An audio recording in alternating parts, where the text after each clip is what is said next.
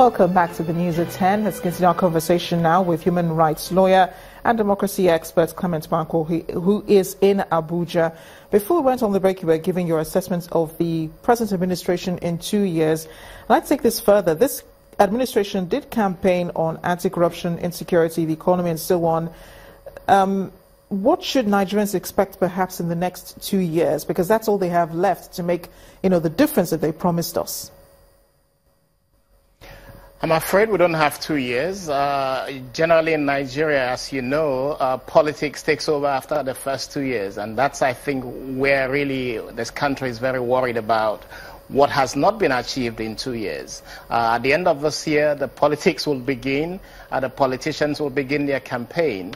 And given that most times decisions are influenced even much more by politics, as you go into the third year, I think I really worry what looks ahead. But certainly Nigerians have looked at the promises that this administration made, the creation of jobs, getting us out of recession, building infrastructure, respecting human rights, because as we speak, even a few days ago, the Deputy Senate President Ike Ekweremadu was reporting his house being raided by the police. These perfunctory raids on houses of individuals needs to stop. We really have to have greater respect for human rights in this country. We really have to get jobs created. We need to deal with the issues of insecurity across the country. You have rampaging headsmen going around destroying people, preventing agriculture from going on because people can no longer go to farms. These are issues that this administration needs to take very seriously. Certainly the fight against corruption needs to be fought even much more systematically, and we need to ensure that any fight against corruption is institutionalized to last beyond the individuals or even this government that is in place. So the systematic entrenchment of the fight against corruption needs to be properly established. But certainly we don't have 2 years. More than half of what is left is going to be politicking, and I really worry that the legacy this administration would leave behind would not be a good one if it doesn't work in the next 1 year to go back to the promises that it made to Nigerians and begin to try to redeem these promises. But what can be achieved in this 1 year? What can realistically be achieved within this 1 year period that you're giving this administration, given that the elections are coming up pretty soon in 2018, roughly in 2019, beg your pardon. So what can realistically be achieved? I think that the government needs to, the government made promises about constitutional reforms to address the issues of federalism. I think that this can realistically be achieved as the government works out a legislative agenda that would tackle some of the constitutional promises or constitutional reform promises that it made. Continue to strengthen independent National Electoral Commission so that the commission can be prepared to deliver on free and fair elections, and work even much more on the economy. I think that the infrastructure for the greater development of the economy needs to be put in place. The electricity situation is very, very bad, and we need to address this. The security situation across the country is really bad beyond the northeast, but also across the country. The levels of kidnapping across the country is very high, and the government needs to ensure that its security system is put in place to tackle this. Much more importantly, rampaging headsmen across the country who are killing innocent people in villages as far as Lagos, in Imo, in Anambra, in Enugu. The government needs to take very seriously and put in place a security system to tackle the menace that headsmen represent across the country. Clement Mukha, thank you so much. Appreciate you joining us on the News at 10 tonight. I've been speaking with human rights lawyer, democracy expert and director, Policy and Legal Advocacy Center, Clement Mukha.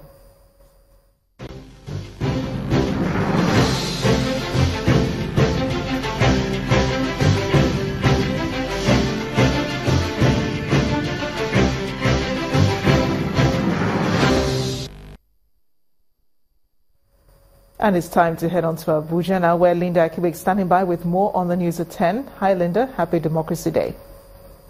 Hello, Amarachi. Acting President Professor Yemi Osinbajo has announced that 100 billion naira has been set aside for the National Home Fund, which is the federal government's social housing project. Speaking at a meeting at an event to mark the second anniversary of the present administration, Professor Osinbajo says the money is a yearly contribution to the federal government's fund towards providing inexpensive mortgages to thousands of Nigerians.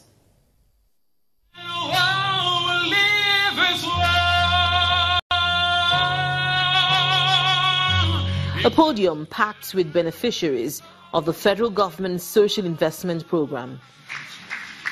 It's being supported by Acting President Yemi Osinbajo joins the beneficiaries on the podium at the Old Banquet Hall of the Presidential Villa for the commemorative National Social Investment Program event. This social investment program. He describes the social investment program as a tool by the federal government to empower Nigerians and to bring the poor and vulnerable out of poverty.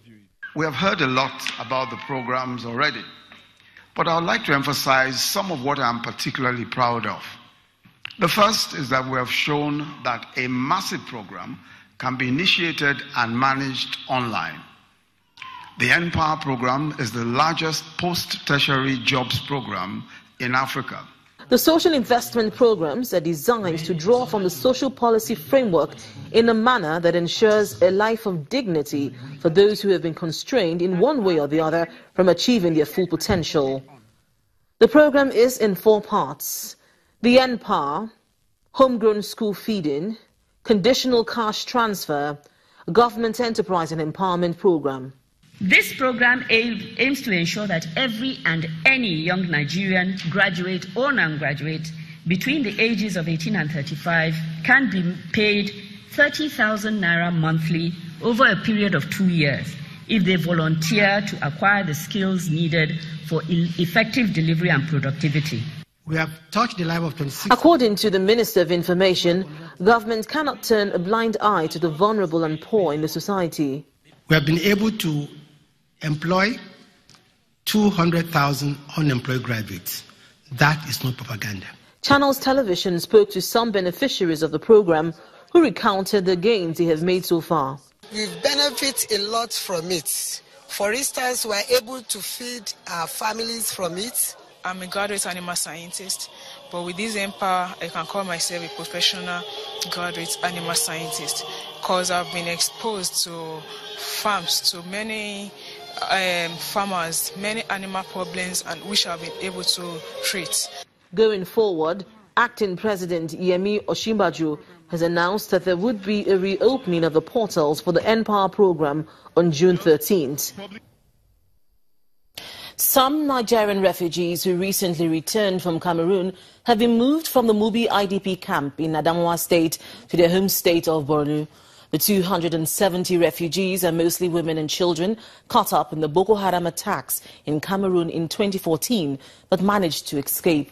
Most are returning with the help of the National Emergency Management Agency following reports of harsh treatment by Cameroonian security agencies. This is a transit camp for internally displaced persons and refugees returning from Nigeria's West African neighbor, the Republic of Cameroon. After a month of living here, the refugees are being profiled by the security operatives as they prepare for the last lap of their long journey from the Minawal camp in Cameroon.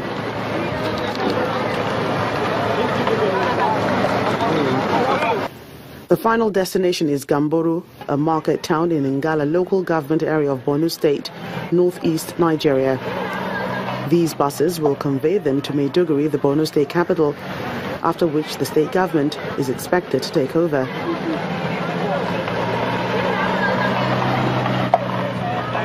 This camp serves as a transit camp. Even now, we have those that arrived recently from Minawao, Republic of Cameroon. So we cannot say that this camp is closed since we have Nigerians returning, some on their own, to why this serves as a point of reception. When we receive them, we profile them, the security check them. then we prepare for their onward movement to their state of origin. In the last 2 months, 500 Nigerians are reported to have left Cameroon to Nigeria without formal communication from the Cameroonian government. Some of the returnees narrate their experiences. When we lived off Minawa, we reached the border. And when we enter border, when we see the flag of our flag, Nigerian flag, we are very happy. We pick ourselves in a bad condition there, even in terms of health, food, water, shelter, and others. We are suffering there. NEMA is working with the Nigerian army to provide security for the journey. Meanwhile, thousands of Nigerians remain stranded in Cameroon, longing for their homes, which are just across the border. And 2 persons have been reported killed after a 3-story building collapsed in Lagos earlier today. This is coming barely 2 weeks after a 3-story building collapsed in the Ilasa area of the city, killing 3 persons and injuring many others. The building, which is located at number 15 Dadi Alaja Street, Okari, is said to be under renovation before it collapsed. So far, 14 people have been rescued, while 2 dead bodies have been recovered by emergency services, including the National Emergency Management Agency and the Lagos State Emergency Management Agency. And that's all from Abuja. Back to you, Amarachi. Thanks a lot, Linda. Mukha Limited, a leading manufacturer of mattresses and pillows in the country, has opened an ultra-modern customer service center in Lagos. The managing director of the company, Mr. Raymond Murphy, says this is in keeping with providing the best products and services for its esteemed customers and distributors.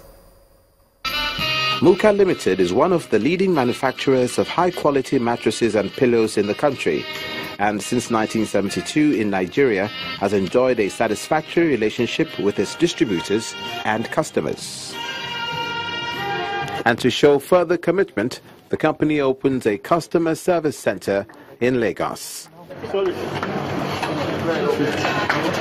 The managing director of Mukha Limited explains what this means for the customers. The whole experience will be a much more pleasurable experience. We'll be interfacing with technology in that orders will be more efficiently executed, and the customers will have a much more pleasurable experience. To buttress his point, the customer service manager says this is necessary for a symbiotic relationship. This state-of-the-art system that we've set up, we could actually have a walk-in customer being serviced at the center right here, or they can actually be serviced online through the mobile portal, where they can, sort of make their orders for their invoicing, and that will be processed through the new system that we have installed, and then get confirmation on what they've ordered for. Then the mattress will then be delivered to them. Distributors of Mukha products seem to enjoy a lengthy relationship with the company. This distributor can't hold back his approval of the new customer service center. It will go a long way to improve our relationship with Mukha, to make Mukha products more viable, because when customers are happy, the product too will be selling. The customer service team are on hand to bring to the fore the company's maxim of adding comfort to life. And the management says other centers will be opened in other parts of the country to provide convenience and technology-driven solutions. Still ahead on the news at 10, Catalan giants Barcelona FC confirm former Athletic Bilbao coach Ernesto Valverde as club's incoming manager. More coming up in sports news. Christopher Bass.